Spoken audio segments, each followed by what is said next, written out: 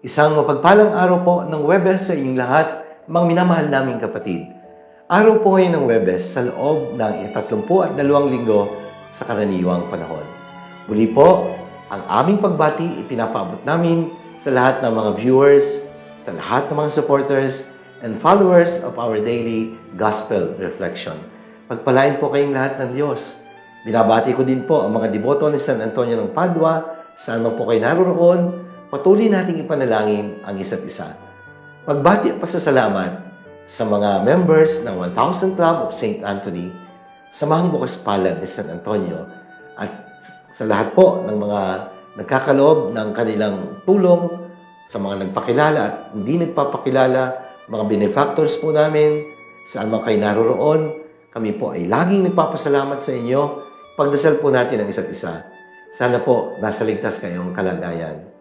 Welcome po muli sa ating Daily Gospel Reflection. Sama-sama po nating pagnilayan ang mga salita ng Diyos mula sa mabuting balita sa araw na ito.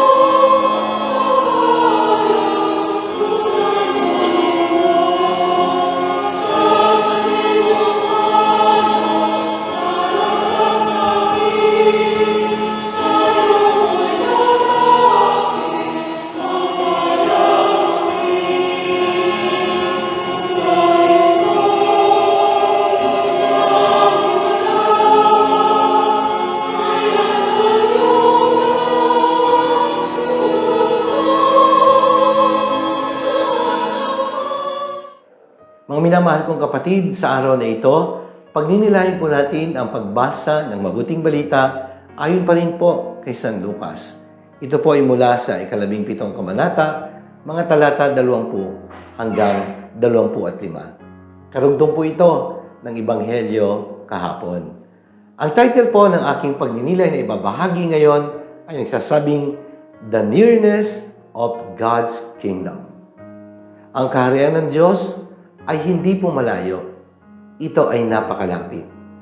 Our God is not a distant God who simply watches us from a distance. God is our Emmanuel, the God who is always with us. Kaya hindi po malayo, kundi napakalapit ng Diyos. Sa ating Ebanghelyo, tinanong si Jesus ng mga Pariseo kung kailan itatatag ang kaharian ng Diyos. At ito ang tugon ng ating Panginoong Jesus. Ang pagsimula ng paghahari ng Diyos ay walang makikitang palatandaan. Wala ring magsasabing nagsisimula na, naroon o narinig. Sapagat ang totoo'y nagsimula nang maghari ang Diyos sa puso ng mga nananalig sa Kanya. Malinaw po ang pahayag ng Panginoon. Ito ay nagsimula na sa puso ng mga nananalig sa Kanya. Kaya, sa mga nananalig sa Diyos, naroon ang Diyos. Sa Kanyang mga nilikha, naroon Siya, sapagkat lahat ng Kanyang nilikha ay nagtataglay ng Kanyang presensya.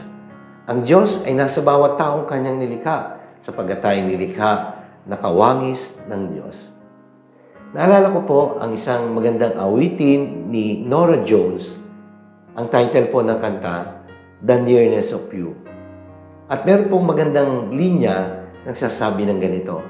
Kakantahin ko po pero pasensya na ho kayo. Baka hindi ko po ma-perfect. Kaya ang title po, The Nearness of You.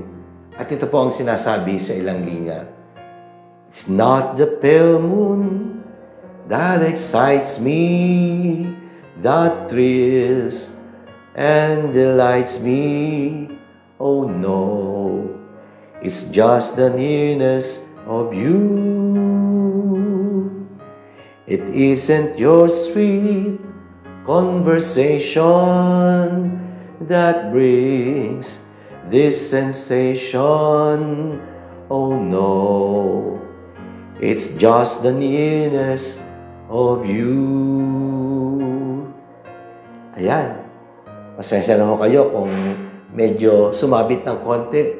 Pero alam niyo po ba, sa mga linya ng awiting ito, inilalarawan po ang pinakang tema ng ating pagninilay sa araw na ito. The nearness of you means the nearness of God in us. Sapagkat ang totoo, ang Diyos ay naghahari na sa puso ng mga sumasampalataya sa Kanya. The kingdom of God is within our reach. Abot kamay. Nasa puso natin. Hindi natin kailangan tumingin sa malayo. Pumikit lang tayo at manalangin at sa ating puso ay ating mararamdaman ang presensya ng Diyos. He is always within our reach because He is within us. Katulad nga ng aking sinabi, He is our Emmanuel, the God who is always with us. He lives, He stays, and He always journeys with us. God is our lifetime companion na kailanman hindi po humihiwalay sa atin. Tayo lang po ang talagang lumalayo, pero ang Diyos ay laging sumasa atin. Pangalawa, the kingdom of God means the presence of love and goodness. Kaya sa bawat karanasan ng pagmamahal, naroon ang Diyos, sapagkat ang Diyos ay pagmamahal sa kabutihan na ating ginagawa at sa mga kabutihang ating tinatanggap. Ang ating pinaglilingkuran ay ang Diyos at ang ating tinatanggap ay walang iba kundi ang Diyos din. Where there is peace, there is God. Where there is forgiveness, there is God. Where there is goodness and holiness, we know for sure that God is there. Where there is justice, no matter how small, there is the kingdom of God. Where there is beauty, there is the kingdom of God. Because God is associated with all that is true, with all that is good, and all that is beautiful, and all that is just. At ang pangatlo, the kingdom of God is felt in silence and stillness. Deus locuit nobis in silencio. God speaks to us in silence. It is in the silence of our hearts and the tranquility of our souls that we can experience the presence of the kingdom of God. In the simplicity and in the ordinariness of life, mararanasan natin ang Diyos. Sabi pa nga sa isang awitin, Yahweh, I know you are near, standing always at my side. Yes, we know that God is near, and He always stands by our side. He is our Emmanuel, the God who is with us, and the God who always stays with us. Manalangin tayo. Panginoon, sa pamagitan ng pagkakatawang tao na iyong anak na si Jesus, higit namin naramdaman ang iyong pagiging malapit sa amin, sapagkat si Jesus ang aming Emmanuel, ang Diyos na sumasa amin, ang Diyos na nakikilakbay at nakikipamuhay kasama namin. Patuloy nawa naming maramdaman ang iyong presensya sa aming buhay at karanasan, lalo tigit sa mga sakramento, sa iyong mga salita, sa banal na Eucharistia. Amen. Maraming salamat po, mga minamahal kong kapatid. Sana po nagustuhan niyo at nakatulong ang ating pagninilay sa araw na ito. Kung inyo pong nagustuhan ang pagninilay na ito at nakatulong sa inyo, i-like po ninyo at i-share. Ibahagi natin ito sa ating mga kaibigan, mga kakilala, at mga mahal sa buhay. Remember that evangelization should always start at home. Let us fill the world with the message and power of God's words. Mga kapatid, patuloy po ang aking panawagan sa lahat ng mga nagnanais makatulong sa aming programa Pampamilyang Handog ni San Antonio sa darating na Pasko. Kailangan po namin makalikom ng sapat na halaga upang makapagbigay po kami ng 1,000 bags of grocery items.